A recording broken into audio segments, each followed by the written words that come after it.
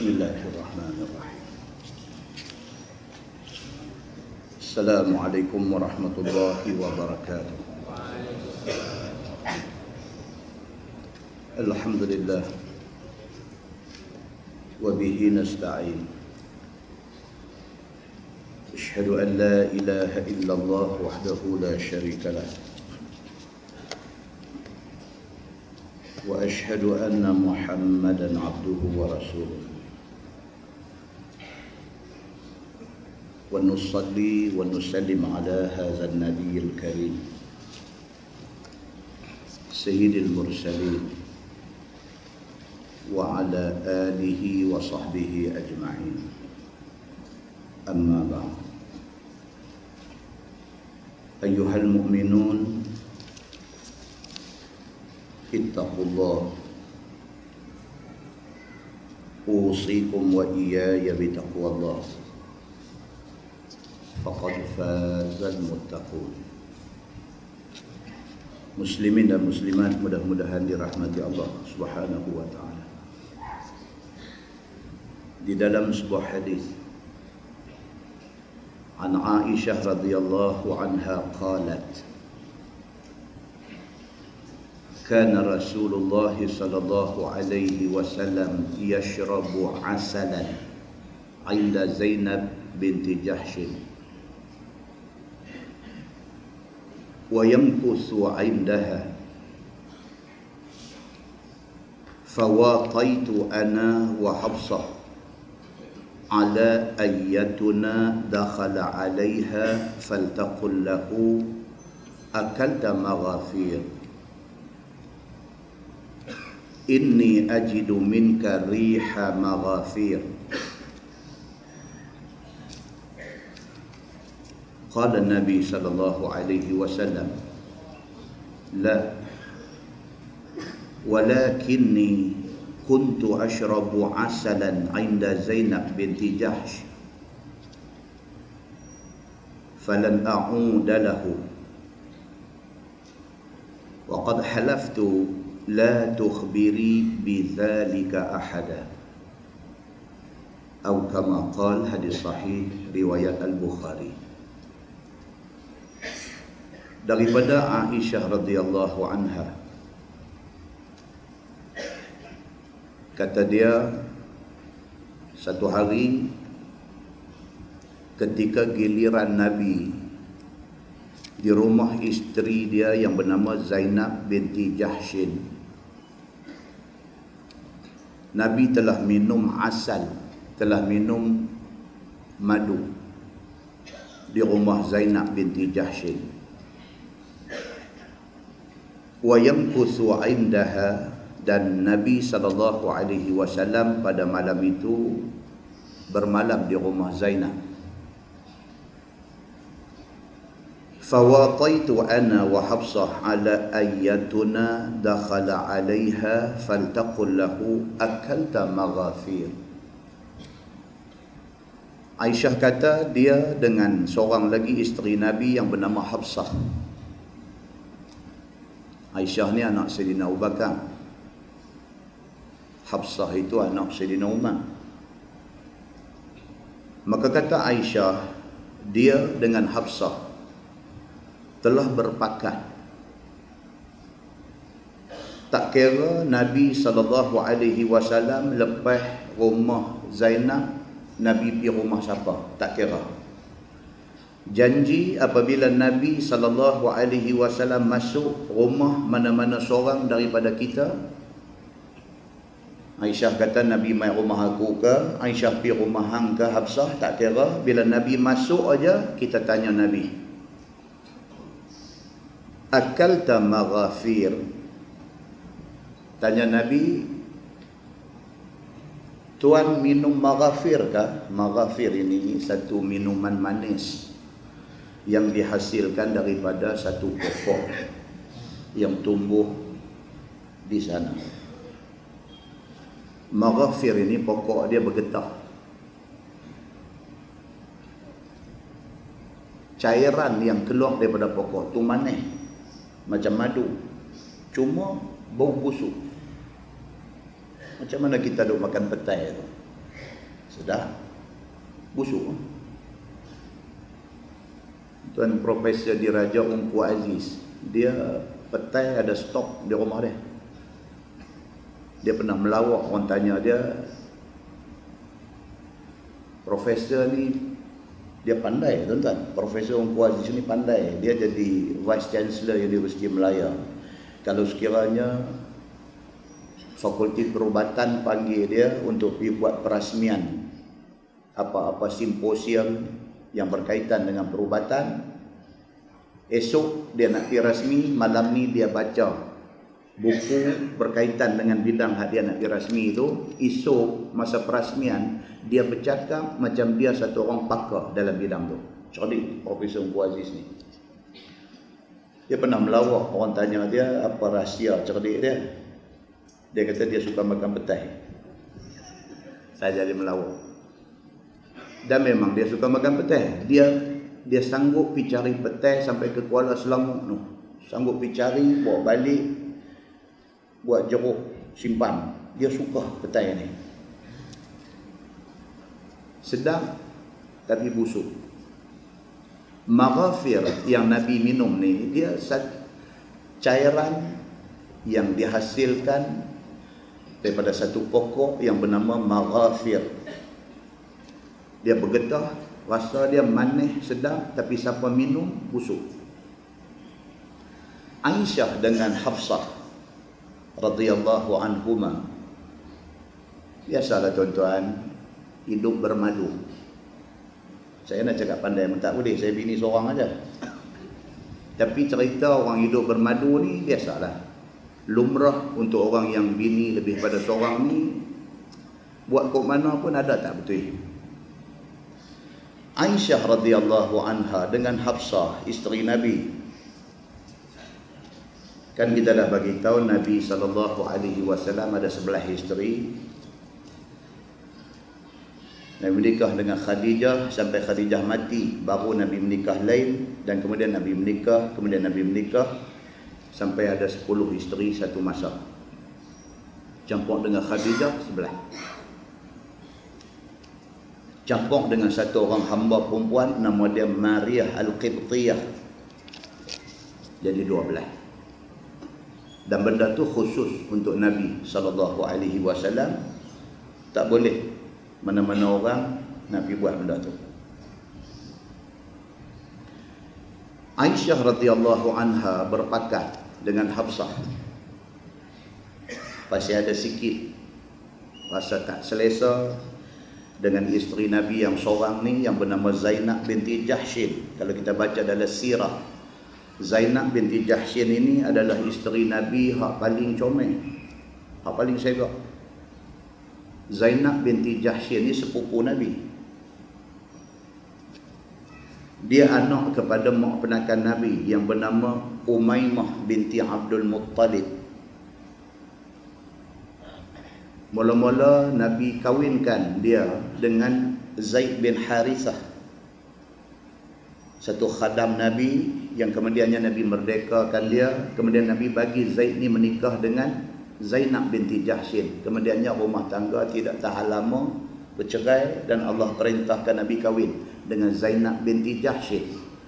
Zainab binti Jahshin ini dalam kalangan masyarakat Arab Quraisy, dia terkenal dengan wanita tercantik di dalam kalangan bangsa Quraisy. Lawa dia ni.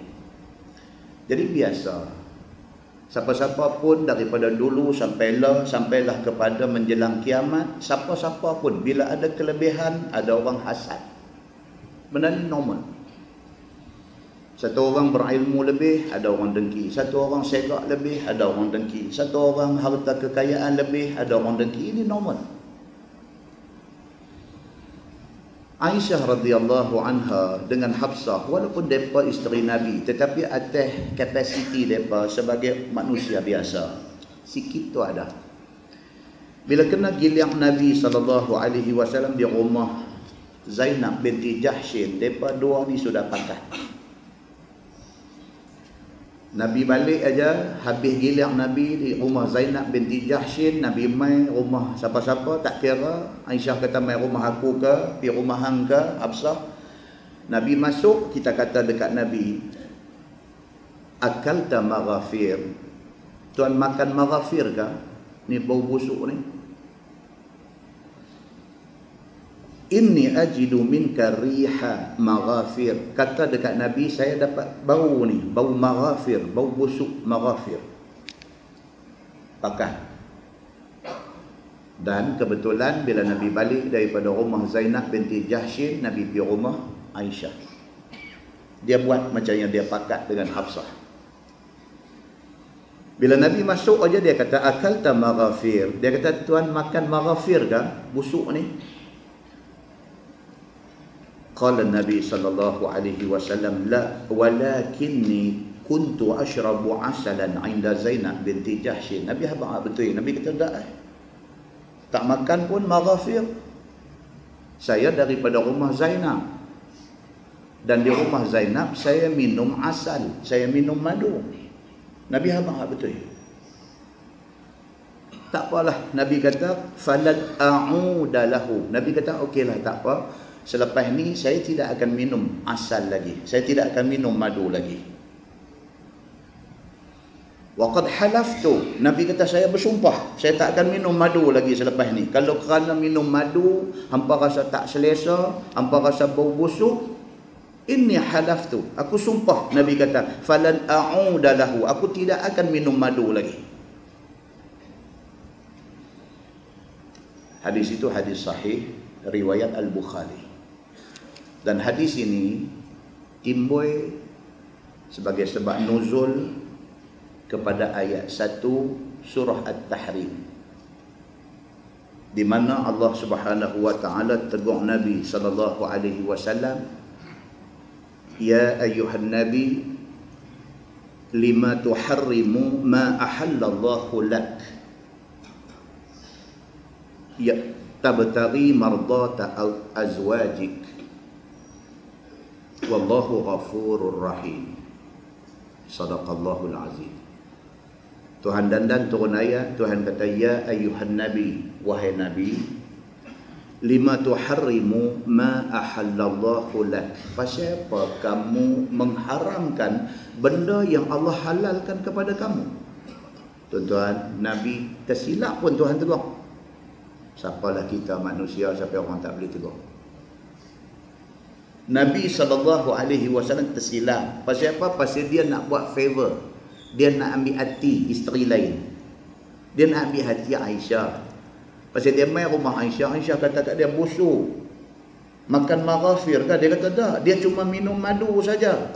Aisyah kata tapi busuk ni. Dia kata okeylah, kalau minum madu busuk, insya-Allah lain kali aku bersumpah aku tak makan dah, aku tak minum dah asal ini. Sedangkan madu ini bukan sahaja halal, bahkan dia satu minuman yang disuruh orang Islam minum. Tapi demi kerana Nabi nak ambil hati Aisyah, Nabi bersumpah untuk tidak minum madu lagi. Turun ayat 1 surah At-Tahrim. Tuhan kata, ya ayyuhan nabi, wahai nabi, lima tuharrimu ma ahallallahu lak. Kenapa kamu mengharamkan benda yang Allah halalkan bagi kamu? Tabtaghi mardata azwajik. Semata-mata kerana kamu nak cari keredaan isteri-isteri kamu. Kerana nak ambil hati isteri, kerana nak buat favor, nak buat satu benda yang menggembirakan hati isteri, maka kamu sanggup mengharamkan benda baik yang dihalalkan oleh Allah Subhanahu wa taala. Kita main kuliah malam ni, balik terlambat sikit. Bini kata, kata ada buat balik lambat lagu ni, karut lah ni, orang nak makan nasi duk tunggu apa-apa. Kita kata okey, saya sumpah lain kali tak pergi dah kuliah Ustaz Samsuri. Apa pasal ni? Pergi kuliah, pergi mengaji ni satu benda yang dituntut. Pasal ini menuntut ilmu. Kerana bini marah balik lambat, terus aku bersumpah lepas ni aku tak pergi dah kuliah dia ni. Dia ni leceh, 9.30 terus habis. Tak boleh macam tu. Tapi Nabi SAW satu manusia kekasih Allah. Nabi maksum. Kesilapan ini bukan kesilapan dosa. Satu kesilapan yang nak dijadikan i'tibar kepada umat. Allah tegur. Allah kata, wahai Nabi, pasal apa kamu sanggup mengharamkan benda yang aku halalkan? Tabtaghi mardata azwajik, semata-mata kerana nak ambil hati isteri. Wallahu ghafurur rahim. Tuhan kata, Allah Subhanahu wa taala, dia Maha Pengampun, Maha Penyayang. Bila turun ayat ni, Nabi SAW pun bayar kafarah sumpah dia. Pasal dah bersumpah, maka mesti bayar denda kerana terlajak bersumpah ni, mesti dibayar denda. Apa denda dia? Merdekakan seorang hamba, ataupun bagi makan 10 miskin, ataupun bagi pakaian kepada 10 miskin, ataupun tak mampu puasa 3 hari. Niat puasa sebagai bayar kafarah sumpah. Muslimin dan muslimat yang dirahmati Allah sekalian, pengajaran daripada situ dapat kita tahu satu, apa dia? Rumah tangga ni bukan mudah. Nikah ni senang, tapi nak memastikan keberlangsungan sesebuah rumah tangga itu tidak mudah.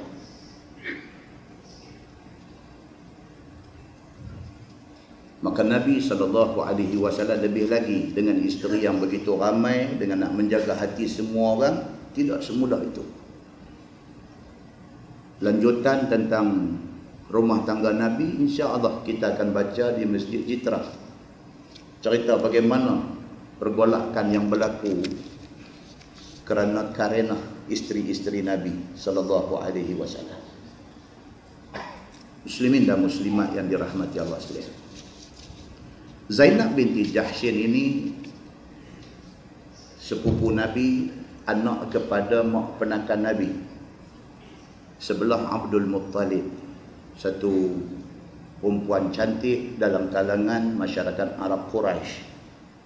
Nabi pula pada masa itu ada satu hamba nama dia Zaid bin Harithah.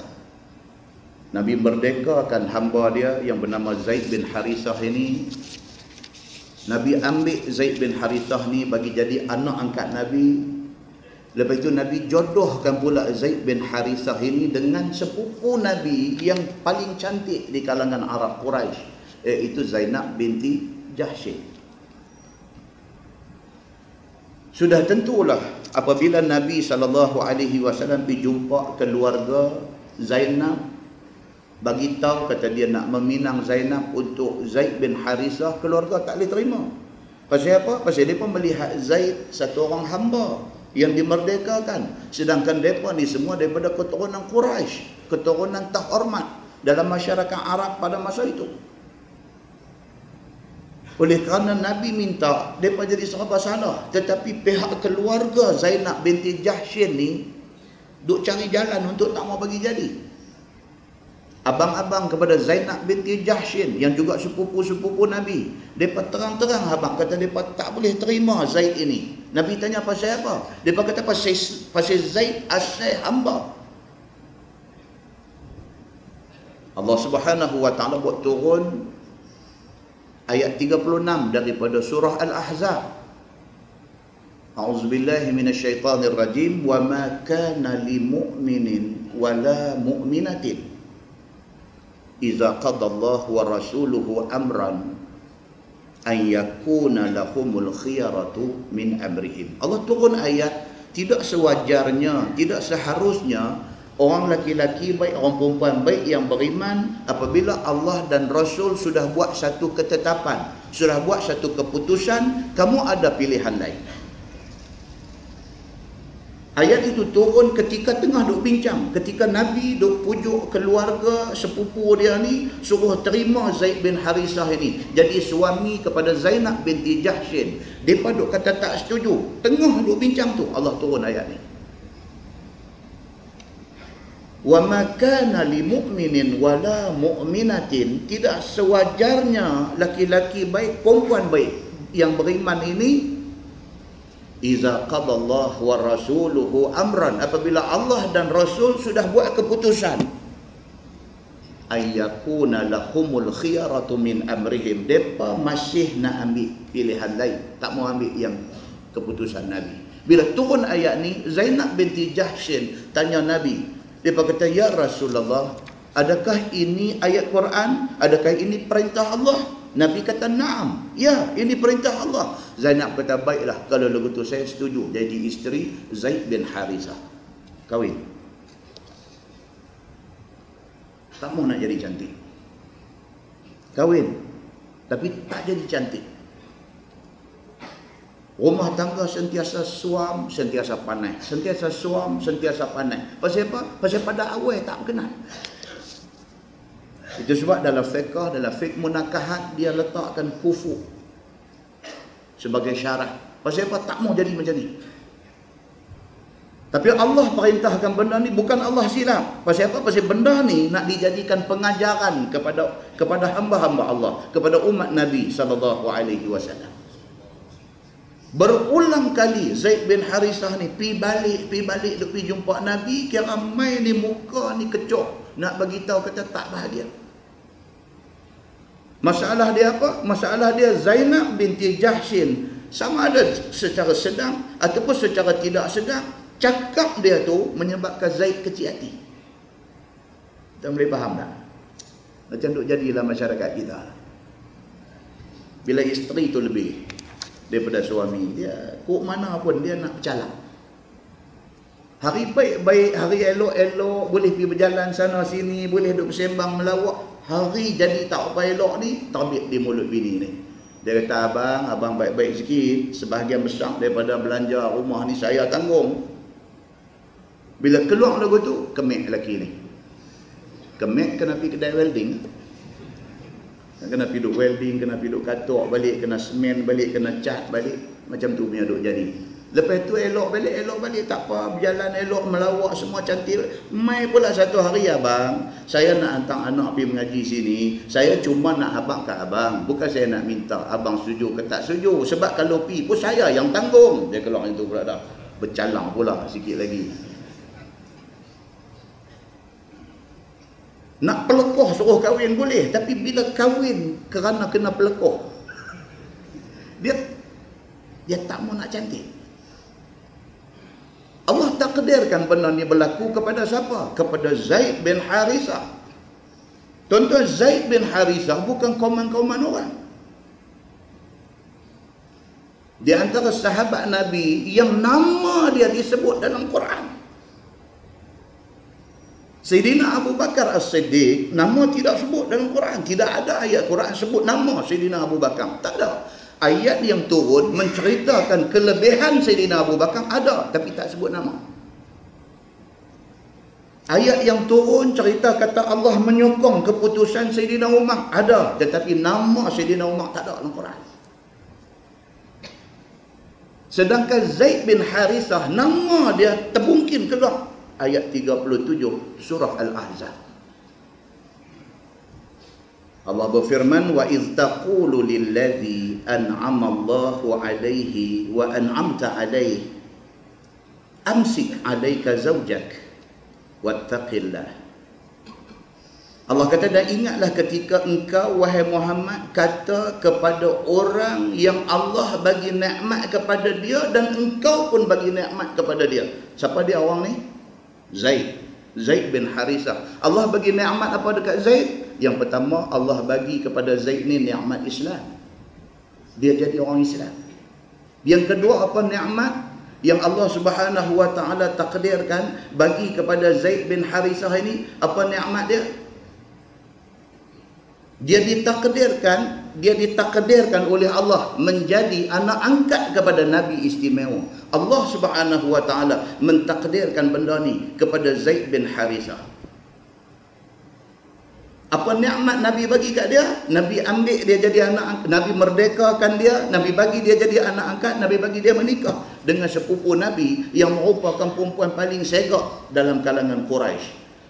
Allah sebut benda ni. Allah kata, wa'iz, dan ingatlah taqulu lilladzi an'ama Allahu alaihi wa an'amta alaihi. Dan ingatlah Muhammad, ketika kamu berkata kepada orang yang Allah bagi nikmat kat dia, kamu pun bagi nikmat dekat dia. Kamu kata apa dekat dia? Amsik alaika zaujak. Bila dia mai jumpa Nabi mengadu, ya Rasulullah, saya rasa tak boleh lah, dia kata nak terus hidup dengan Zainab ni.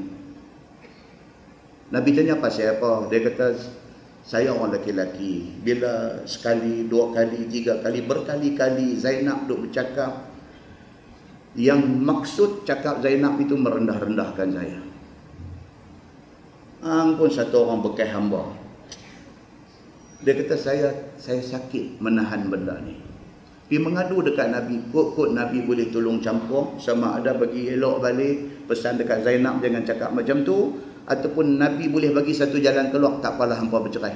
Tujuan pergi jumpa Nabi tu, Quran kata apa? Nabi kata, amsik alaika zaujak.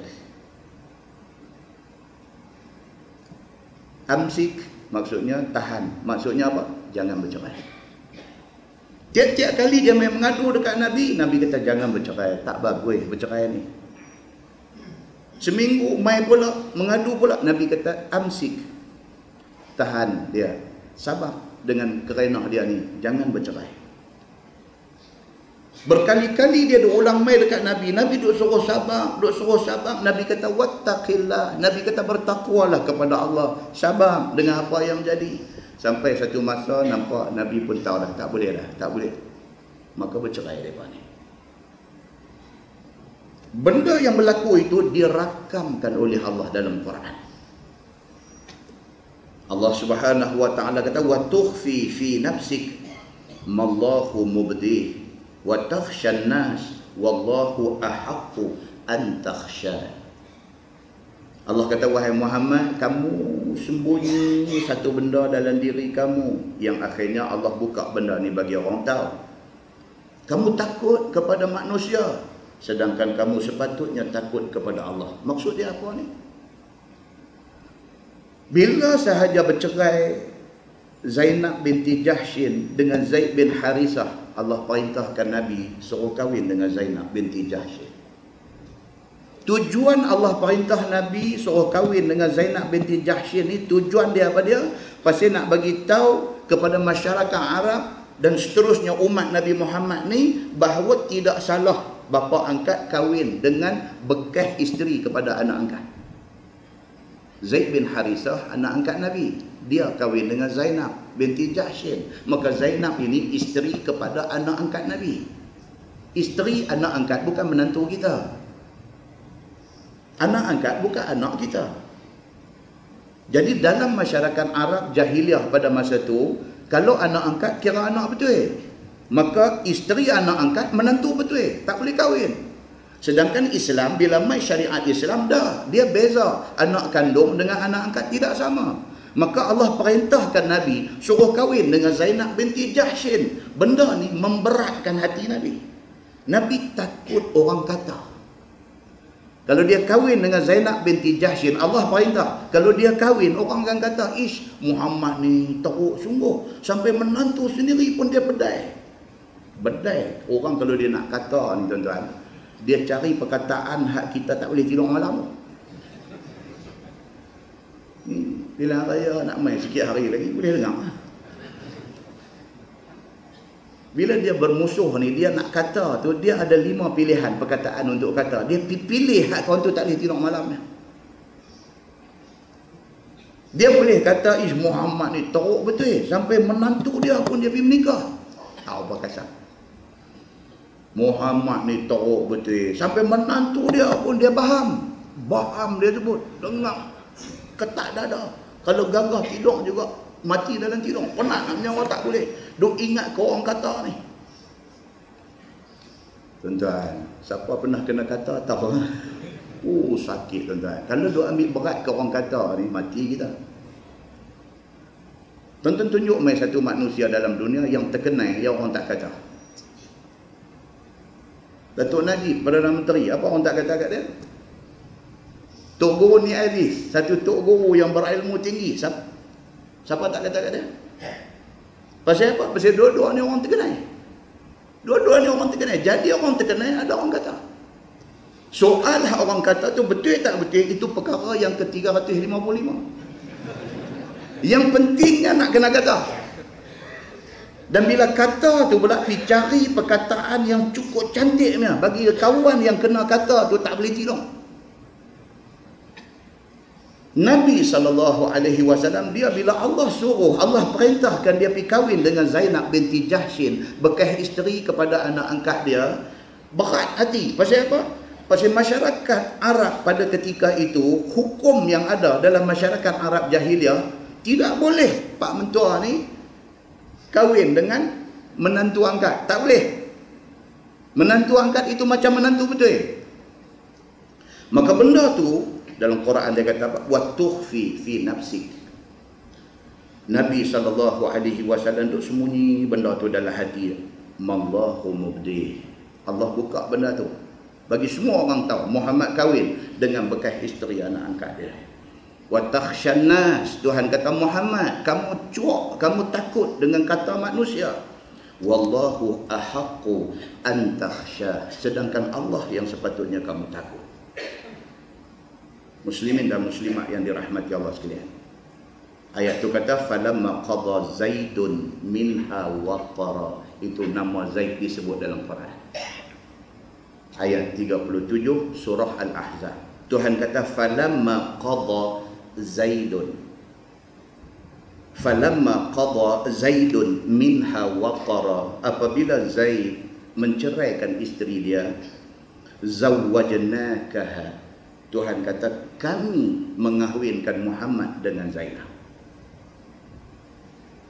Benda tu Nabi duk takut nak buat. Takut orang kata kat dia. Tuhan buka benda tu bagi orang tahu. Tuhan mentakdirkan Nabi berkahwin dengan Zainab binti Jahshin yang juga sepupu dia.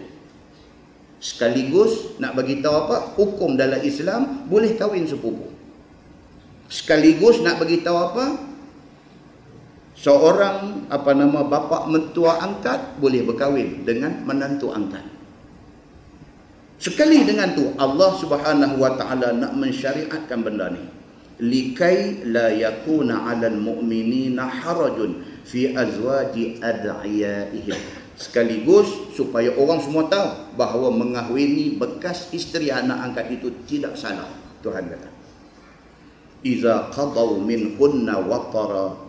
Dengan syarat mereka sudah sah lerah bercerai dan sudah habis iddah, pilah kahwin. Wa kana amrullahi maf'ula. Tuhan kata dan ketetapan Allah itu tentu jadi. Muslimin dan muslimat yang dirahmati Allah sekalian. Daripada benda yang kita baca ni dapat kita faham bahawa Nabi SAW adalah utusan Allah yang hanya patuh kepada perintah Allah. Kalau orang tak faham, mereka boleh exploit apa yang jadi ni. Mereka boleh kata apa? Itulah Muhammad yang ditabalkan sebagai ikutan kepada orang Islam. Gelojohnya dia dari segi nafsu ni sampai dia sapu semua. Dia habang dekat umat dia, hampa boleh kahwin dekat 4. Dia sendiri sebelah. Campur dengan satu hamba bernama Maryam Al-Qibtiyah sampai dapat anak seorang yang bernama Ibrahim yang mati kecil. Itulah Muhammad. Sekian lama masyarakat duk pegang kepada satu hukum masyarakat, tak boleh kahwin dengan bekas isteri kepada anak angkat. Tengok dia pergi pecah benda yang menjadi amalan masyarakat Arab sekian lama. Dia pergi kahwin dengan bekas isteri anak angkat dia sendiri. Orang akan exploit benda ni. Maka Allah Subhanahu wa taala siap-siap turun dalam Quran bagi tahu bukan Nabi begitu sifat dia. Allah perintahkan Nabi suruh buat macam tu semua. Bahkan Nabi sendiri dia berat hati nak buat benda tu. Allah suruh. Pasal apa? Pasal Allah nak memberitahu kepada semua hamba dia bahawa itu sebenarnya tidak salah. Muslimin dan muslimat yang dirahmati Allah sekalian, mudah-mudahan muqaddimah itu memberi manfaat kepada kita semua insya-Allah. Kita menggunakan Bahrul Mazi jilid 16. Bahrul Mazi jilid 16 muka surat 12. Muka surat 12 dia kata bab qauluhu ta'ala lahumul busyra fil hayatid dunya. Itu bab yang datang pada menyatakan firman Allah lahumul busyra fil hayatid dunya. Maksudnya bagi mereka itu penyukaan hati di dalam hidup dunia. Ayat itu ayat 64 daripada surah Yunus.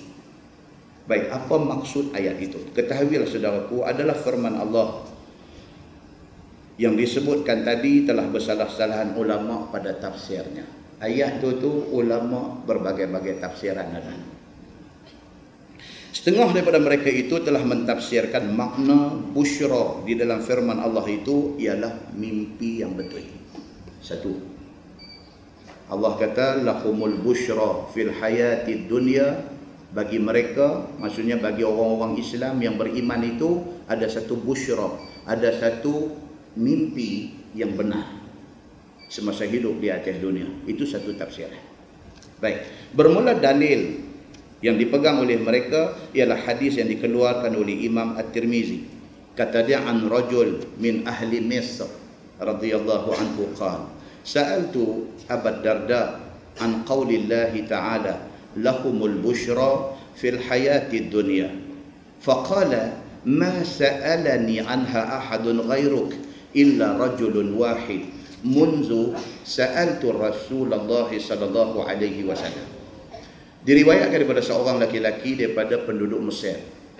Dia ni orang yang main tanya ni, dia orang Mesir. Katanya telah aku tanya seorang daripada sahabat Nabi, nama dia Abu Darda radhiyallahu anhu, akan maksud firman Allah lahumul busyra fil hayatid dunya. Satu orang Mesir mai jumpa Abu Darda, dia tanya, ya Abu Darda, apa maksud ni ayat Quran lahumul busyra fil hayatid dunya? Bagi mereka ada satu kegembiraan di atas dunia ni, masa hidup atas dunia. Apa maksud ayat itu? Bagi mereka itu penyukaan ketika di dunia. Maka apakah yang dimaksudkan dengan penyukaan itu? Bila didengar akan soalanku itu, lalu dijawab dia, berkata Abu Darda, tidak bertanya akan daku oleh seorang lain daripada kamu pada tafsir kalimah busyra pada ayat itu, melainkan kamu seorang saja. Abu Darda sahabat Nabi, kita dah baca kisah dia di Masjid Citra. Dia ni pernah kena karan. Abu Darda ni pernah kena karan, bukan kena karan TNB. Dia ni sudah kena karan. Satu hari dia duk ikut kuliah Nabi, dia ikut, sudah kena shot karan. Dia mai satu tahap, dia punya ekstrim dalam agama ni sampai menakutkan isteri dia. Abu Darda, dia mai satu, dia ekstrim dengan agama ni, dia ekstrim. Dia jadi lebih daripada Nabi lagi. Saya cerita panjang di Masjid Citra. Yang kita buat contoh, ada seorang duk mengaji kitab hikam dekat satu tok guru. Tok guru tu boleh duk mengajar elok lagi, dia fana dah. Dia fana dah. Tok guru tak fana lagi, dia fana dulu. Dia semayang dah, apa dah, petang pakai seluar pendek, duk main sepak harga bulan. Mengaji pun tak mai dah, apa pun tak mai dah. Orang pergi tanya dia, awak ni hang pasal apa jadi macam ni? Dia kata, aku dengan Allah ni dah sekali dah. Segala hukum taklif semua dah angkat dah. Aku lah ni, dia kata dah tak wajib semayang. Dia kata aku lah ni dah. Itulah kita duk mengaji tu, mai dah kat aku, dia kata. Tuan-tuan, jangan duk buat pasal. Kan Nabi kata ni menjelang akhir zaman ni umat Muhammad ni akan pecah kepada 73. Seorang aja, satu, bukan seorang, satu kelompok aja yang betul. 72 derail. Depa ni derail, depa ni divert daripada jalan kebenaran. Kadang-kadang kita pergi ikut satu benda nampak syok, nampak macam grup agama, nampak macam apa, kita pergi ikut. Beginning, starting dia, permulaan dia nampak cantik. Kita ikut lepas setahun nampak dia duk main lain macam. Main 2 tahun dia ketang, dia main jatuh gong habis semua.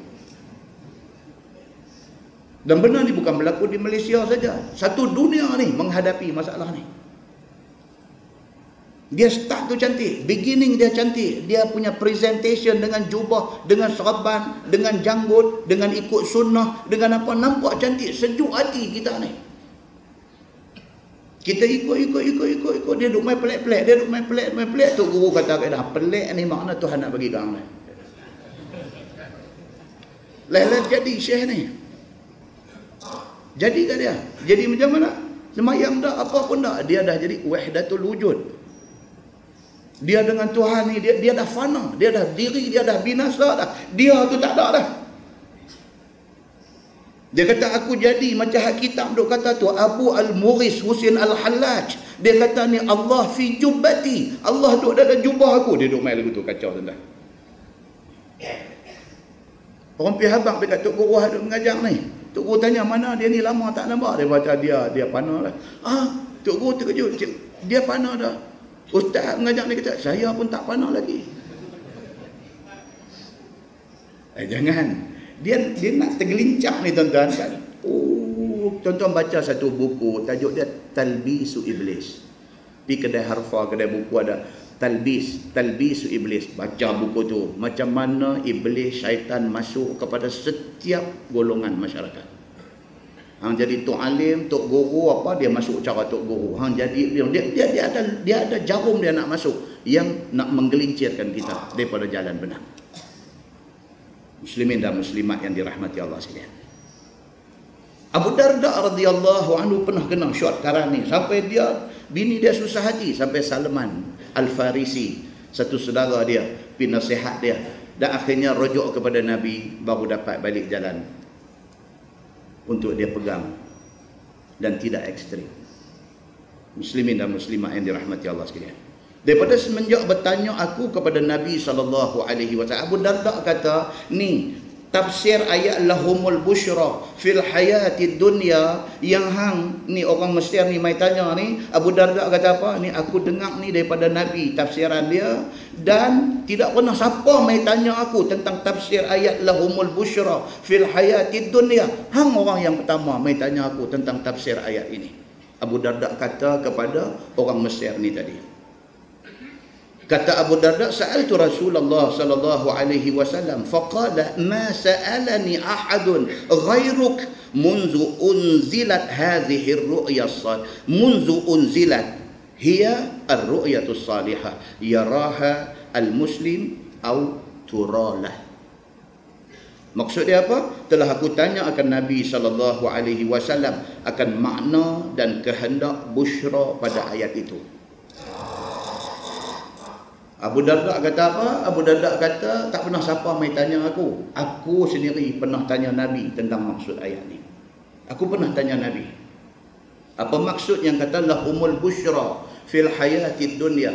Bagi dia kegembiraan ketika hidup di atas dunia. Aku tanya Nabi benda ni. Bila aku tanya Nabi, sabda Nabi, tiada bertanya akan daku daripadanya oleh satu orang lain daripadamu. Bila Abu Darda tanya Nabi dulu ni, masa Nabi hidup, Nabi kata dekat Abu Darda, daripada ayat ni turun dulu sampai hari ni hang orang yang pertama tanya maksud ayat ni. Lepas dah Nabi wafat, orang daripada Mesir pula mai jumpa Abu Darda tanya ayat ni. Dia kata kebetulan sungguh. Aku, Abu Darda kata, adalah orang yang pertama tanya Nabi tentang maksud ayat ni. Hang adalah orang yang pertama tanya aku tentang maksud ayat ni. Benda tu kebetulan. Begitu. Maka sabda Nabi SAW, tidak pernah siapa tanya aku, dan maksud benda itu ialah mimpi yang benar. Abu Darda kata apa? Nabi habang dekat aku, maksud lahumul busyra fil hayati dunya, maksudnya ialah mimpi benar. Satu benda baik berlaku kepada orang yang baik-baik masa di atas dunia, apa dia? Mimpi benar. Kalau dia orang alim, dia orang saleh, dia orang yang baik-baik, menjelang kiamat, mimpi haduk mai kat dia tu betul. Itu maksud ayat ini. Nabi habaq dekat Abu Darda macam tu. Yang dilihat akan dia oleh seorang Muslim ataupun diperlihatkan baginya. Yang kata mimpi itu apa dia? Satu orang tidur, mimpi benda tu. Ataupun Allah sengaja bagi dia mimpi benda tu. Kerana nak bagi tahu something, sesuatu kepada dia. Kata At-Tirmizi, dan pada bab ini ada riwayat daripada Ubadah bin Samit radhiyallahu anhu, dan katanya ini hadis hasan, dia kata. Baik, kemudian di bawah tu dia nak main cerita ni, Apa lagi tafsiran lain tentang maksud lahumul busyra fil hayatid dunya. Kata Khazin di dalam tafsirnya, Khazin ni dia ada satu kitab tafsir. Kita dalam masyarakat kita ni, kita duk baca tafsir Nurul Ihsan. Dalam masyarakat kita ni tinggi sikit baca tafsir Ibnu Katsir. Dia ada banyak kitab tafsir, macam mana banyaknya kitab hadis, ada banyak. Di antara kitab tafsir yang top, yang popular, yang menjadi reference, yang menjadi rujukan ulama-ulama besar dunia, di antaranya ialah tafsir Al-Khazin. Ini di antaranya. Pasal apa dia dipanggil tafsir Al-Khazin? Sebenarnya nama kitab ni bukan tafsir Khazin. Sebenarnya nama dia Lubabut Ta'wil fi Ma'anit Tanzil. Itu asal nama kitab dia. Tapi orang tak kenal. Kalau kita tanya hang duk baca tafsir Lubab ke? Lubab apa? Orang tak nak dengar hang duk baca. Tafsir Khazin? Oh, orang tahu tafsir Khazin. Macam mana kita hari ni, kita panggil satu budak sekolah, kata baca surah Al-Ikhlas dekat saya. Oh, saya tak hafal kan. Tak apalah baca qul huwallah. Baca. Bismillahirrahmanirrahim. Qul huwallahu ahad. Pasal apa? Pasal qul huwallahu ahad itu dikenali sebagai qul huwallah. Pihak dekat dia kata surah Al-Ikhlas, oh dia kata saya tak hafal. Macam itulah tafsir Al-Khazin. Nama betul kitab tu Lubabut Ta'wil fi Ma'anit Tanzil. Itu nama betul kitab tu, tapi orang tak tahu nama tu. Orang kenal tafsir Khazin. Pasal apa? Pasal pengarang dia, penulis dia dipanggil dengan nama Al-Khazin. Maka dia lebih dikenali sebagai tafsir Khazin. Dan Khazin, nama penulis kitab tu pun sendiri sebenarnya bukan nama dia. Ada lagi-lagi penin. Khazin tu sendiri pun sebenarnya bukan nama dia. Nama dia yang betul Alauddin Abu Hasan Ali Abu Muhammad bin Ibrahim. Nama betul dia Alauddin, nama dia. Tapi sebut Syekh Alauddin, dia kata bukan Qadhi Al-Ustaz. Itu Syekh Alauddin, betul lah. Orang tak kenal penulis tafsir Khazin ini dengan nama Alauddin. Orang kenal dia Khazin. Macam ada orang di rumah lah. Di rumah orang duk panggil dekat dia Me'e. Macam Me'e mana? Macam Me'e ramai. Me'e mana? Dia kata Me'e Jampuk. Me'e Jampuk. Dan nak hantar. Tengok kat pengenalan dia bukan Me'e. Nama dia Sirajuddin. Tak kacau kan? Sirajuddin dengan Me'e ni jauh langsung. Tapi pi kampung dia, pi tanya ni, saya nak pi rumah Sirajuddin. Yang mana Sirajuddin? Dia kata kampung ni tak ada nama Sirajuddin. Oh tak ada. Kata dalam sembang lalu dia. Ni Sirajuddin. Oh dia kata tu Me'e Jampuk. Nampak tuan-tuan? Macam itulah tafsir Al-Khazin. Ya. Dah dia pasal dia beritahu di sini Khazin, kita cerita habis dah pasal Khazin ni. Dan dia ni satu orang yang hebat. Dia kata Khazin ini satu orang yang hebat. Dan kitab tafsir dia menarik. Kitab tafsir dia, perbahasan ayat-ayat Quran itu dibawa secara fiqh. Ayat Quran, bila jumpa ayat berkaitan tentang hukum hakam, dia buat perbincangan fiqh. Kitab tafsir dia terkenal pasal dia banyak memuatkan sejarah, tarikh. Bila mai ayat Quran menyentuh tentang satu benda, dia masukkan cerita sejarah. Menarik tafsir dia ni. Dalam tafsirnya penuh dengan mau'izah. Apa? Nasihat dan pengajaran. Contoh bila mai ayat dia tafsir ayat tatajafa junubuhum 'anil madaji' yad'una rabbahum khaufan wa tama'an. Ayat apa tu? Ayat Sajdah bagi jemaah masjid tu baca. Dan kadang-kadang kita dengar tatajafa junubuhum 'anil, macam biasa dengar ni ayat apa tu. Macam biasa dengar, kuliah semalam pun ustaz baca. Dah aduk dengar bagi jemaah tu macam ni. Kan? Tafsir Khazin bila mai ayat tatajafa junubuhum 'anil madaji', nak cerita pasal orang yang beriman ni, dia kurang tidur. Dia banyak bangkit sembahyang malam, yad'una rabbahum khaufan wa tama'an. Dia minta doa dekat Tuhan dalam keadaan takut dan juga dia tamak kepada keredaan Allah. Khazin bila dia main ayat macam ni, dia masukkan mau'izah, masukkan nasihat, masukkan sekali dengan dia dalam tafsir dia tu, dia menggalakkan orang supaya bangkitlah sembahyang malam. Dia jenis macam tu. Jadi tafsir dia ni, dia blend cantik. Tafsir dia ni, dia blend, dia apa blend ni? Dia adunkan dalam tafsir dia tu cantik. Jadi bila baca tu komplit.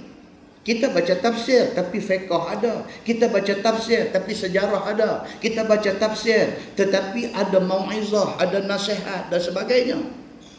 Dan dalam tafsir dia juga tidak ketinggalan, dia masukkan unsur-unsur Israiliyah. Ini dalam banyak kitab tafsir. Tuan-tuan buka dalam Ibnu Katsir pun ada. Israiliyah ini bukan Israel ada di itu tu. Israiliyah ini dalam mudah faham kita kata dia ni unsur-unsur, orang putih kata exaggeration. Dia exaggerate, dia memperbesar-besarkan sesuatu benda. Nah, benda tu sikit aja tapi cara dia cerita tu exaggerate, dia perbesar benda tu. Dalam tafsir Khazin ada unsur itu.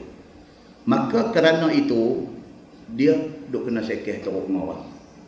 Ada kumpulan yang tak suka dengan benda-benda Israiliyat, ada kumpulan yang tak suka dengan hadis-hadis yang dhaif, apatah lagi maudhu'. Geng-geng macam ni memang ambil martun duk pahat kepala dia. Dia condemn dia.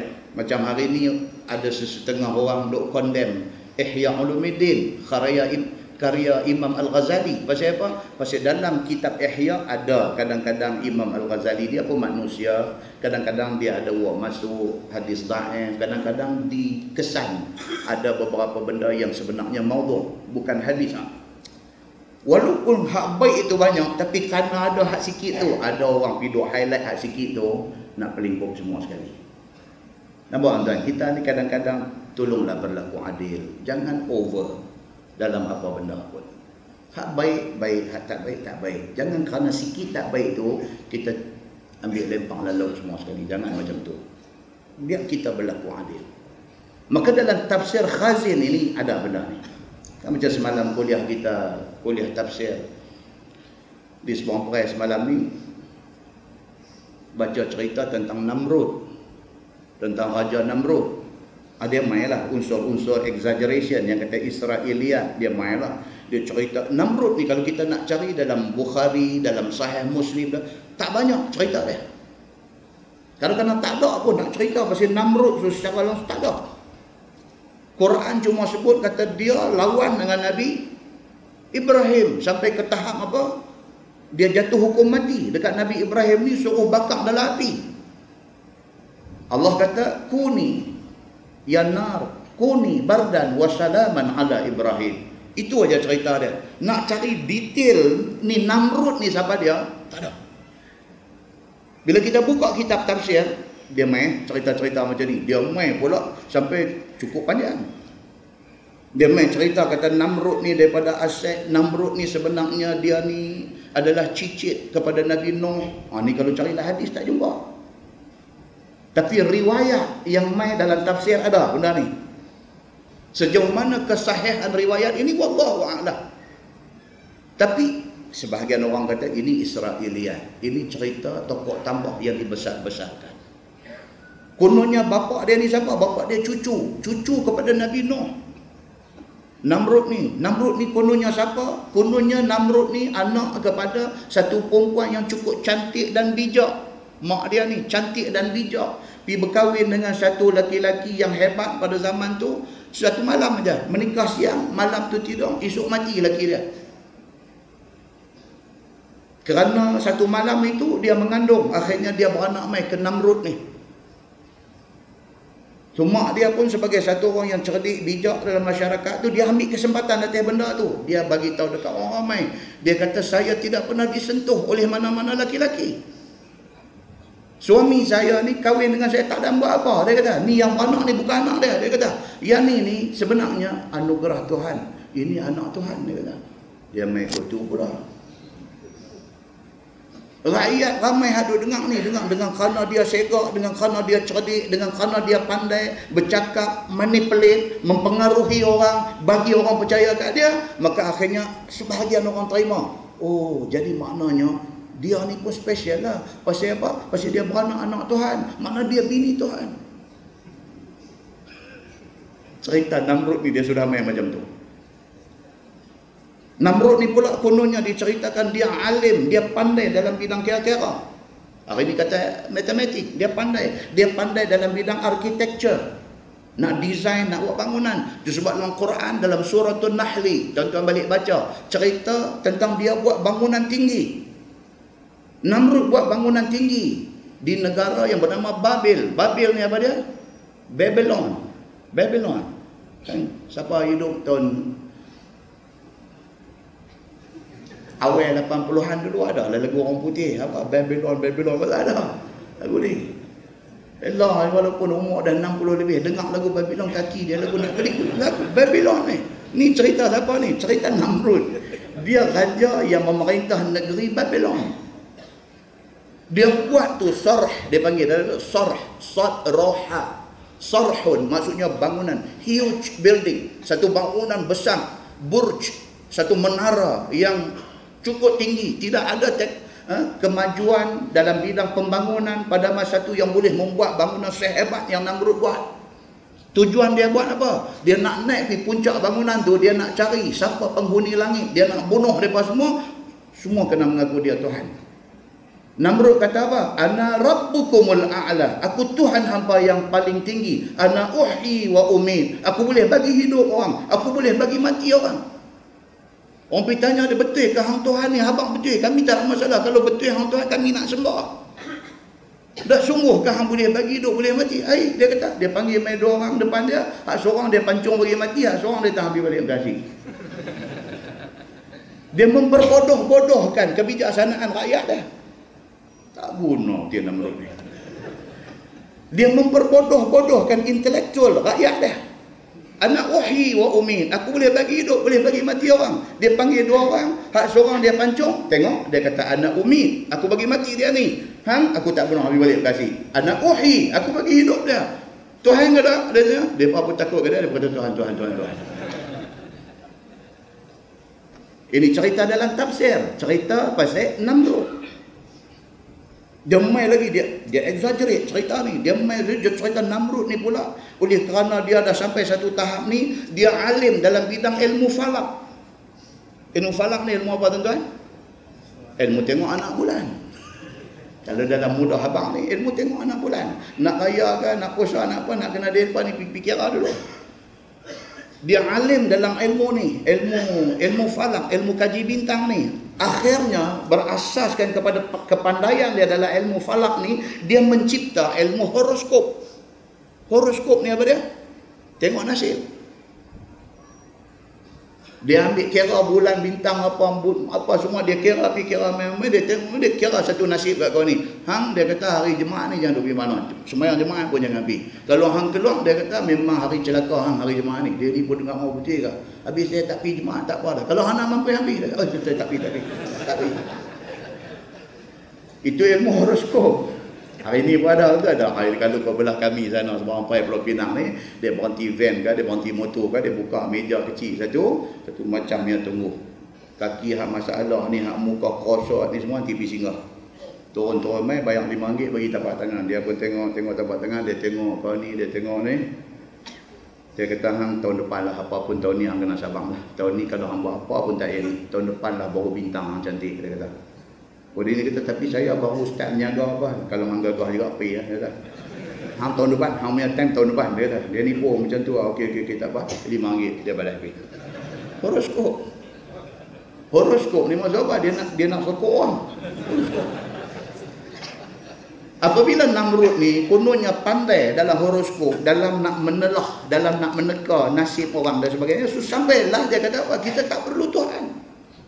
Buat apa Tuhan lagi? Dia kata pasal kita dah boleh teka apa nak jadi masa depan, tak payah Tuhan lagi. Kita dengan cara kita dah cukup. Kita dah boleh tahu apa nak jadi minggu depan. Kita dah tahu dah parlimen nak bubar bila. Contoh. Dia mengaku kata dia tahu semua, kacau lah. Muslimin dan muslimah yang dirahmati Allah sekalian. Benda tu yang kita cerita tadi itu unsur-unsur exaggeration, unsur-unsur tokok tambah, pembesar, ataupun dalam perkataan lain kita kata apa? Ajinomoto dan bawang goreng. Ni yang kata exaggeration ni ajinomoto dengan bawang goreng. Dia pergi cerita tu bagi orang syok. Padahal benda tu tak tahu betul tak betul. Pasti tidak ada dalam Quran cerita detail, tidak ada hadis yang sahih cerita detail tentang benda tu. Mai cerita kata last kehidupan Namrud ni last kali apa dia? Nyamuk sekok masuk lubang telinga dia. Satu riwayat kata 40 hari, 40 malam merana dia ni. Nyamuk tu duk melilau dalam kepala dia. Merana dia ni. Sagi enjek tadi dia sakit kepala. Ni yang kata unsur Israeliat punya cerita ni. Sehingga kan Namrud panggil orang bodyguard yang duk jaga dia. Dia kata, hang katok kepala aku sikit ni, aku sakit sangat ni. Dia pun main katok. Dia kata katok darah sikit. Nyamuk tu pun pening, rehat saja, dia pun tak sakit. Berkali-kali. Ini cerita Israeliat yang ada di dalam beberapa kitab tafsir. So last sekali tak boleh tahan, dia kata hang katok mampu dia. Akhirnya Namrud mati dalam keadaan itu. Benda ni kalau tuan-tuan tanya saya balik, betul ke Ustaz ni cerita ni? Wallahu a'lam. Tapi ada dalam beberapa riwayat, bukan hadis yang sahih. Dia boleh beritahu macam tu. Tafsir Khazin, hak kita doa bang ni ada unsur itu. Dengan kerana ada unsur itu, unsur Israeliat ini, maka dia menjadi satu point untuk orang attack dia. Nak condemn kitab yang ditulis oleh dia. Sedangkan hasil dia dalam tafsir Al-Khazin ini sangat hebat. Muslimin dan muslimat yang dirahmati Allah sekalian. Baik, kata Khazin dalam tafsirnya tu, nak baca hak tu je dia cerita oleh. Tu yang kata penat tuan-tuan. Tapi bila kita dengar macam tu, barulah kita nampak oh. So ke depan ni tuan-tuan pergi kuliah ustaz manakah, dia baca-baca jumpa, dia kata dan berkata ni di dalam tafsir Al-Khazin, tuan-tuan tangkap benda ni. Okey. Ada satu maklumat kita simpan di belakang tentang Khazin. Begitu. Muslimin dan muslimat yang dirahmati Allah sekalian. Dia kata berkata setengah ulama ni tulis dalam tafsir Al-Khazin kata begitu. Bermula jalan qaul ini ialah apabila kita tanggungkan makna firman Allah, lahumul busyra itu atas mimpi yang betul. Maka zahir ini nas, maunya tiada boleh ditanggungkan atas ini hal, melainkan bagi mereka itu. Itu dia. Dalam tafsir Al-Khazin dia kata apa? Dia kata cerita mimpi yang benar ni jangan kita pukul borong. Kata semua orang menjelang kiamat kalau mimpi-mimpi itu betul. Jangan, dia kata. Sebaliknya benda ni hanyalah kepada orang yang tertentu saja. Bukan semua orang mimpi betul. Orang tertentu. Siapa dia orang tertentu ni? Bermula kenyataannya demikian itu kerana bahawasanya wali Allah itu ialah yang ada karam hatinya dan rohnya dengan zikrullah azza wa jalla. Kata dalam tafsir Al-Khazin, dia kata orang nak dapat mimpi yang kata busyra tu, mimpi betul itu adalah orang yang seperti wali Allah. Lepas tu okey, depa kalau depa mimpi depa boleh pakai. Kaki gelembong, kaki duk main dam bawah pokok, main duk abang semalam aku mimpi dulu. Tak apalah hang simpan kat hampir main dam naik haji bagi 13 kali dulu. Jangan duk main cerita benda ni kat kami. Itu kata dalam tafsir Al-Khazin. Bukan semua orang mimpi dia tu dianggap mimpi betul. Yang dimaksudkan dalam ayat lahumul busyra fil hayatid dunya. Itu kata dia. Dan kalau boleh saya nak simpulkan, dia punya huraian di bawah tu terlalu panjang. Kesimpulan dia apa dia? Kepada cerita yang panjang-panjang tu, dia nak abang kata perbezaan pendapat ulama tentang ayat lahumul busyra fil hayatid dunya ini, perbezaan pendapat dia banyak. Satu, dia kata apa? Maksud lahumul busyra fil hayatid dunya itu ialah orang-orang yang beriman menjelang kiamat mimpi dia betul. Mimpi betul itulah busyra. Itu satu. Yang kedua ni daripada 3 muka surat ni saya terus nak buat kesimpulan. Yang kedua dia kata ada yang kata maksud busyra itu adalah mimpi tetapi khusus kepada nabi-nabi sahaja. Lain daripada nabi kalau mimpi itu bukan busyra, dia kata. Pendapat yang ketiga kata hanya berlaku kepada wali-wali Allah sahaja. Lain orang biasa, kalau mimpi itu bukan busyra. Itu pendapat ketiga. Pendapat keempat, dia kata orang yang baik-baik, yang dipuji mereka ni secara ikhlas semasa hidup di atas dunia. Orang yang macam ni, mereka ni memang known as a good people. Mereka ni memang dikenali sebagai orang bagus. Tanya siapa pun, kalau sebut nama dia ni, kata Ustaz Ali, Allah yarham Ustaz Ali kita, Ustaz meninggal sama sehari dengan Syekh Muhammad Abdullah Langgang. Itu Syekh Muhammad Abdullah guru saya, dia mengajar saya usul fiqh masa di College Islam. Dia guru saya, dia mengajar saya usul fiqh di College Islam. Masa dia buat bypass di GH General Hospital Penang, saya pergi ziarah dia, Syekh Muhammad Abdullah. Daripada hari balik daripada Al-Azhar Mesir tu, dia memang orang warak, orang bagus. Syekh Muhammad Abdullah, kalau tuan-tuan kenal dia, dia memang orang tawaduk, orang bagus. Syekh Muhammad Abdullah ni, dia gaya tu guru, gaya orang berilmu. Dia mengajar usul fiqh kat saya masa di College Islam, kan?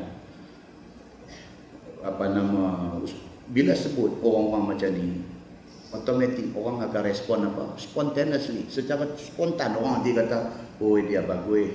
Itu maksudnya puji-pujian orang masa di atas dunia. Because dia ni known as a good people.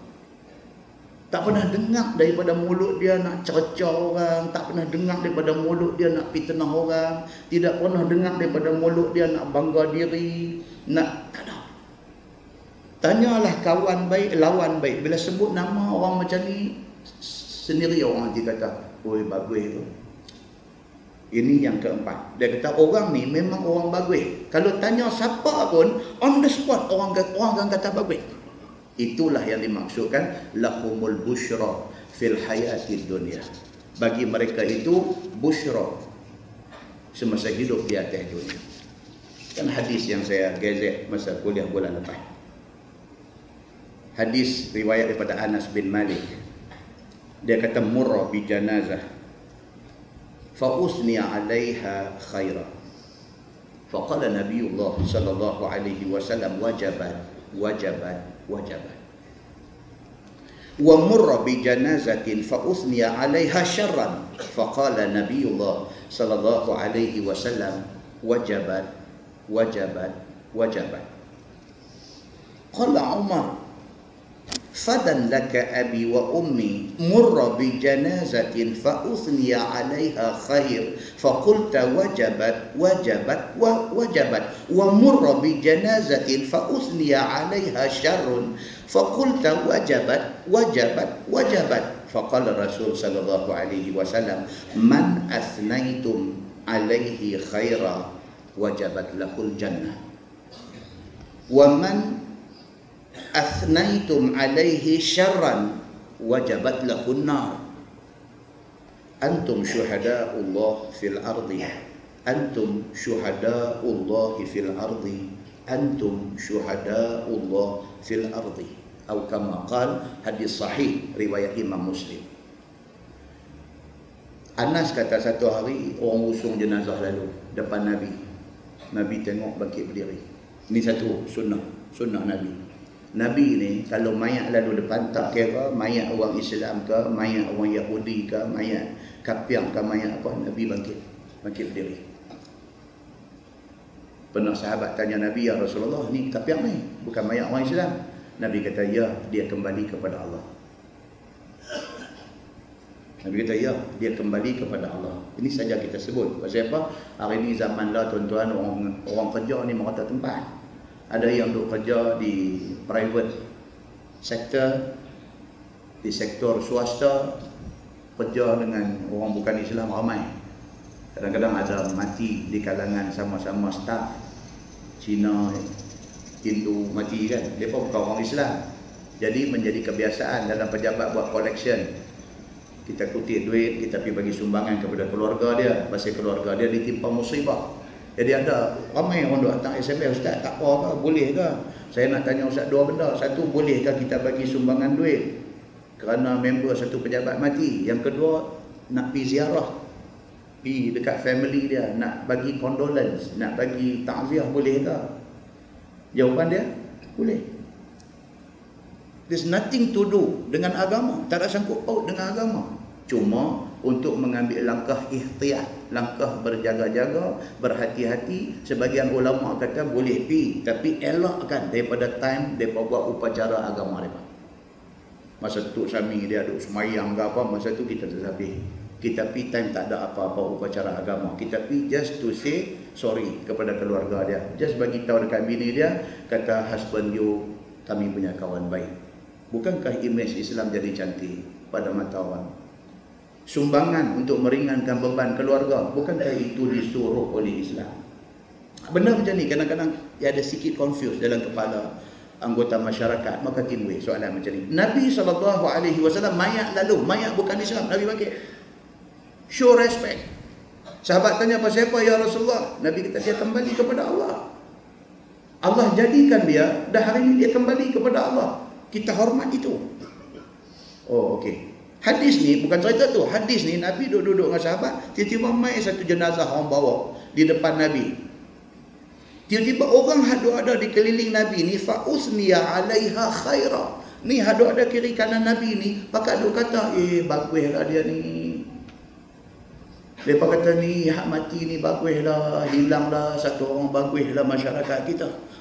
Semua orang secara spontan, secara tiba-tiba puji kawan yang mati ini. Ini orang bagus. Nabi duduk dengar. Nabi duduk dengar. Nabi kata wajabat, wajabat, wajabat 3 kali. Nabi kata wajib bagi dia, wajib bagi dia, wajib bagi dia. Dosa mai pula satu mayat lagi, satu jenazah lagi lalu. Bila lalu aja, ni ada keliling Nabi ni, fa usniya 'alaihi syarra. Oh, dia ni mati baguslah, patut mau mati 10 tahun dulu. Betul yang orang kata.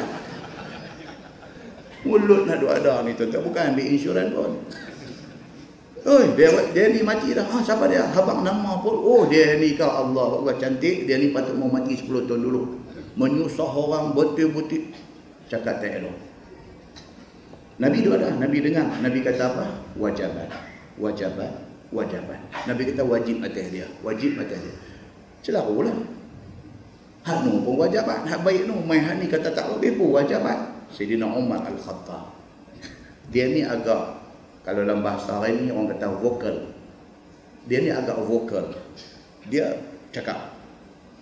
Umar kata kepada Nabi SAW, fadan laka abi wa ummi. Dia kata aku tebus mak dengan ayah aku ya Rasulullah. Maksudnya apa ni? Aku nak tahu ni benda ni. Tolong bagi tahu apa cerita. Murra bi janazatin fa usniya 'alaiha khair fa qultu wajabat wa fa qulta wajabat wajabat wajabat. Dia kata tadi lalu satu mayat orang kata bagus, tuan kata wajib atas dia. Mai satu mayat orang kata tak bagus, tuan kata wajib. Apa benda?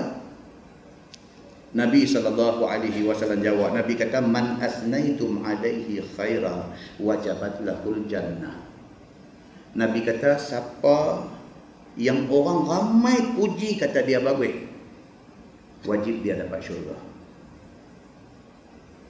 Dan Nabi kata begitulah sebaliknya, wa man asnaitum 'alaihi syarran. Siapa yang orang ramai ni secara spontan, secara tiba-tiba kata tak bagus, wajib kepada dia neraka. Nabi kata apa last sekali? Antum syuhadaullah fil ardi. Nabi kata hampa, Nabi tunjuk kat semua sahabat, adalah menjadi witness, menjadi saksi kepada Allah di atas muka bumi ini. Kalau orang tu baik, mulut hamba akan kata baik. Kalau mulut hamba tak kata baik, pasal hamba dengan dia tak satu geng, hati hamba akan kata dia baik. Demikianlah orang jahat. Sendirinya orang akan kata jahat. Walaupun mulut dia kata dia ni okey bagus, tapi hati dia tetap guna dia ni orang jahat. Hampa, Nabi kata antum syuhadaullah. Hampa adalah saksi Allah di atas muka bumi ini. Imam Nawawi rahimahullahu ta'ala dalam nak menghuraikan hadis ini, kalau tuan-tuan buka dalam syarah Sahih Muslim, Imam Nawawi dalam menghuraikan hadis ini, dia kata apa? Hak nak boleh manusia secara spontan, secara tiba-tiba pergi kata bagus, kata bagus itu adalah ilham yang Allah hantar mai dalam hati manusia. Ilham. Kita tak ada fikir. Spontan kita kata bagus. Maknanya itu ilham daripada Allah Subhanahu wa taala. Maksud daripada hadis ni apa dia? Cuba sedaya upaya kita jadilah orang baik di atas dunia ni. Jadi orang baik. Biar siapa pun bila sebut nama kita orang sejuk hati, orang tahu kita orang baik. Kalau boleh macam tu, alhamdulillah tuan-tuan. Anugerah Allah dalam Quran kata lahumul busyra fil hayati dunya. Bagi mereka busyra, satu benda baik, satu benda gembira di atas dunia. Apabila semua orang kata kita baik. Itu salah satu daripada tafsiran yang ada tentang hadis yang kita baca ni. Ada juga yang kata orang yang dianugerahkan wajah yang berseri-seri. Ni salah satu. Dan kalau tuan-tuan tengok muka surat 15 atas tu, dia cerita yang tu. Dia kata apa? Dia kata apabila berbimbang seseorang hamba dengan Allah Subhanahu wa taala, nescaya terang hatinya. Tu di muka surat 15 atas sekali tu. Kalaulah satu orang manusia tu dia berbimbang dengan Allah, dia dalam hidup dia ni yang pentingnya ni aku buat benda ni betul ke salah, betul ke? Dia bimbang, takut-takut dia buat tak betul. Dia jenis orang yang macam tu, berbimbang hatinya dengan semua benda yang dia ada buat atas dunia ni. Takut kot tak betul, takut Tuhan marah. Dan dia kata hatinya penuh dengan cahaya. Ini orang yang macam ni. Maka limpah daripada cahaya yang ada dalam hatinya itu terbit ke mukanya. Kalau dia ni jenis orang baik ni, hati dia baik, terbit di muka dia. Tengok ayat muka ni, Allahu Akbar. Satu orang yang bermasalah, pergi jumpa dia, tak payah minta khidmat nasihat, pergi tumpang tengok muka dia pun boleh tumpang, reda masalah. Orang jenis macam ni. Allah bagi dekat dia satu muka, satu wajah yang cerah, yang bersih, yang berseri, yang jernih, yang orang boleh tumpang ambil ketenangan daripada muka dia. Orang ada masalah, pergi jumpa dia, tak payah tanya apa, tengok ayat muka dia, ya, tengok ayat muka dia tu, dia lagu minum Ino ni. Tengok iklan Ino dia boleh penipu Israeliat juga. Kan minum sabur tu terjun ni, ayam terjun berum terjun dan dada ni. Ni kawan ni hamba Allah ni, Allah bagi kat dia ayam muka macam tu. Bila orang pi dekat dia tengok ayam muka dia main Ino ni. Dia duduk terjun, ayam terjun duduk tumbuh, rasa sejuk, rasa tenteram. Balik tu tak apa dah. Kata dia apa dia? Orang yang macam ni, hati bersih, hatinya bercahaya, dilimpahkan cahaya itu sampai terbit di muka dia. Muka dia jadi bersih, jernih, bercahaya. Maka zahir atas diri dia bekas-bekas khusyuk dan bekas-bekas khudu'. Dan dikasih akan dia oleh orang. Orang pun berkenan kat dia. Entah ingat dah Allah yarham, apa nama, bekas mufti Selangor dulu, Datuk Ishaq Bahrul. Allahu Akbar tuan-tuan. Tengok ayat muka dia lah. Dia jernih. Dia muka dia tu, kalau orang kata jahat, orang tu jahat. Allah muka tu tuan-tuan, bukan boleh dibuat di spa ke di mana, bukan. Muka tu dia mai daripada hati bersih. Dia mai daripada hati bersih. Hati dia bersih. Dia satu orang yang kuat mujahadah. Dia sembahyang malam yang cantik, amalan sunatnya cantik, hak fardu, hak wajib ni memang awal-awal dia dah settle dah. Dia orang macam ni. Allah dia bagi keluar tu, jernih tu mai ke muka dia. Dan bila dia bercakap, bila dia tegur apa-apa pun, kira dia ikhlas daripada hati dia, tanpa ada rasa takut kepada lain daripada Allah Subhanahu wa ta'ala. Semua orang tuan-tuan boleh buat macam tu. Bila orang tu dapat benda macam tu, dia kata itulah lahumul busyra fil hayati dunya. Baginya busyra di dalam dunia. Nampak? Ini tafsiran-tafsiran kepada ayat-ayat yang disebut, yang kita baca tadi. Baik, kemudian last sekali dia kata mimpi itu manakah waktu yang utama? Mimpi yang paling boleh pakai bila waktunya. Sesungguhnya mimpi itu boleh jadi dan boleh berlaku pada bila-bila waktu tidur. Itu dia abang dulu. Mimpi ni tuan-tuan, tak usah kata lepas azam. Ni duk mengaji ni. Mimpi. Duk mengaji ni, duk dengar. Bila dengar orang gelak, dia pun gelak pada mimpi. Jadi dia kata apa? Mimpi ni boleh jadi bila-bila masa. Tetapi tidaklah semua waktu itu serupa pada masa datang benar ataupun betul mimpi itu. Bukan kata mimpi sebarang waktu ni boleh pakai. Dia kata bahkan ada waktu mimpi itu terutama. Dia kata ada waktu yang terutama, yang istimewa, yang cukup terpakai mimpi pada waktu itu. Iaitu mimpi yang benar itu ialah mimpi pada waktu sahur. Dia kata. Waktu sahur ni bila? Dekat nak subuh. Time dekat nak subuh. Pukul 5 kita mimpi. Dengan kerana mimpi itu jaga, satu ayat semayang ambil Allah mayang tahajud. Itu time dia kata mimpi cantik. Bermula dalil menunjukkan mimpi waktu sahur cukup terpakai adalah hadis Nabi SAW. Ada hadis dia kata. Sebagai yang dikeluarkan oleh Imam At-Tirmizi, kata dia an Abi Sa'id radhiyallahu anhu, anin Nabi SAW qala asdaqur ru'ya bil ashar. Itu hadis dia. Maksud dia apa? Riwayat daripada satu sahabat Nabi SAW, nama dia Abu Sa'id Al-Khudri radhiyallahu anhu. Daripada Nabi SAW sabdanya, sebenar-benar mimpi ialah pada waktu sahur. Nabi kata mimpi hak paling baik ialah mimpi pada waktu sahur, paling boleh pakai. Kerana waktu sahur itu adalah waktu hati kita berada pada masa yang sangat lapang. Time tu tuan-tuan, try malam ni try insya-Allah. Bangkit pukul 5, subuh pukul 6, pukul 5 bangkit. Cuba semayang time tu. Dia punya rasa semayang tu. Saja try tengok. Rasa semayang pukul 5 pagi ni dia lain tuan-tuan. Satu rasa yang kita unexplained. Tak boleh nak cerita kat orang. Dia rasa tenang, dia rasa tenteram, dia rasa macam dia duk mengadu kat Tuhan depan-depan. Dia rasa macam tu. Maka benda inilah yang Nabi nak bagi tahu ni. Dia kata masa tu adalah masa yang paling baik. Pasal apa? Itu masa dia kata yang paling lapang. Budak rempit pun tak ada lah masa tu. Pasal rempit ni dia sampai 1-2 pagi dia rempit lagi. Lepas tu subuh dia tak angkat sembahyang. Jadi dia tidur lah time tu. Pukul 5 ni tak ada bunyi apa pun tak ada. Jarang-jarang sekali dengar lori bertolak daripada Kuala Lumpur bawa ikan nak pergi hantar dekat apa. Itu saja bunyi. Sikit-sikit tu ya gangguan. Lain ni tak ada, sunyi sepi. Kalau di dapur tu ada satu cancar jatuh pun dengar berai ramai. Jadi time tu Nabi kata itu time paling cantik. Dan pula pada masa itulah waktu turun rahmat Allah Subhanahu wa taala.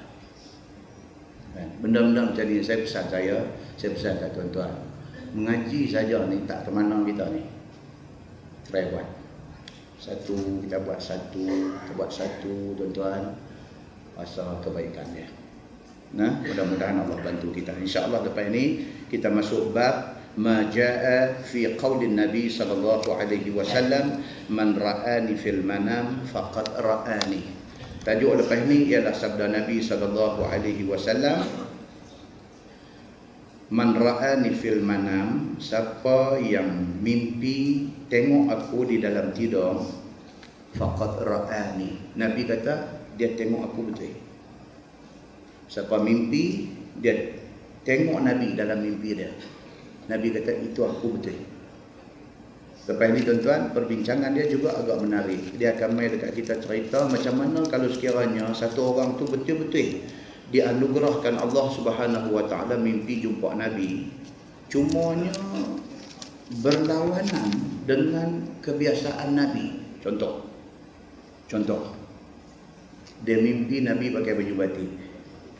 Contoh, mana ada batik zaman tu? Nabi dia dalam mimpi dia mimpi Nabi mai pakai baju batik. Macam mana nak kira tu mimpi itu? Sedangkan hadis kata siapa mimpi jumpa Nabi itu betul. Tapi masalahnya dia daripada mimpi itu dia diyakinkan bahawa itu Nabi, cuma baju batik. Misalnya ini akan datang punya tajuk. Ataupun dia mimpi Nabi berada dengan orang yang bukan di zaman Nabi. Dia mimpi Nabi duduk sebelah abang dia. Abang dia duduk ada gila ni. Macam misalnya, apa tafsiran mimpi itu? Ini tajuk yang akan datang.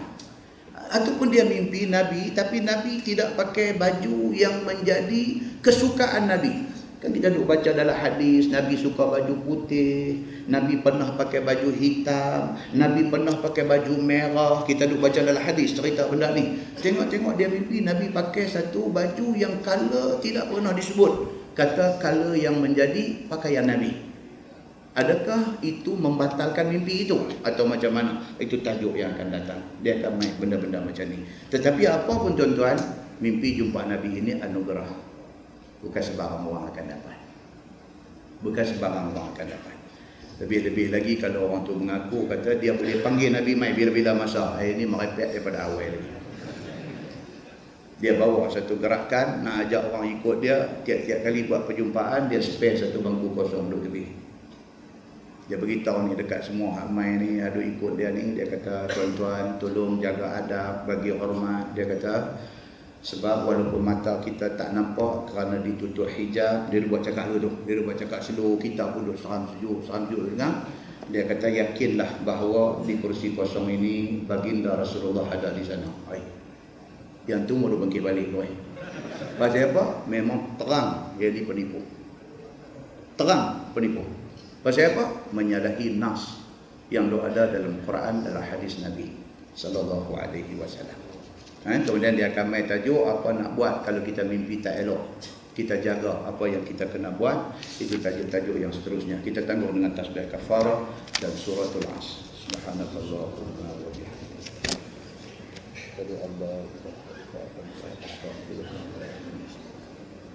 Bismillahirrahmanirrahim.